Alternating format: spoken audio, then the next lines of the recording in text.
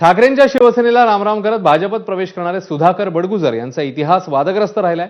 Underworld gangster Salim कुत्तासोबत नाचतानाचा बडगुजरांचा व्हिडिओ व्हायरल झालेला आणि तोच मुद्दा भाजपनेच उचलून धरलेला। त्यामुळे विरोधकांकडून आता मुख्यमंत्री फडणवीसांवर प्रश्नांची सरबत्ती होतीये। सुधाकर बडगुजरांवर चौकशीअंती जुन्या पक्षात कोणतीच कारवाई झालेली नाही असं म्हणत फडणवीसांनी टीकाकारांना उत्तर दिलंय।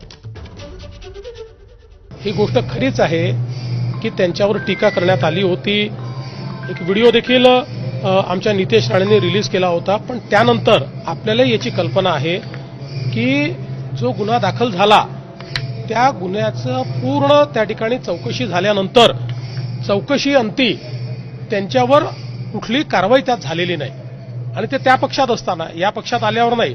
पुन्हा एकदा सांगतो, हे विधानसभेच्या निवडणुकीच्या आधीच हे सगळं घडलेलं आहे। विधानसभेच्या निवडणुकीत आमच्या विरुद्धचे उमेदवार ते होते, शिवसेनेचे उमेदवार ते होते। आता निवडणुकीनंतर त्यांनी पक्षामध्ये येण्याचं त्या ठिकाणी इच्छा दाखवली।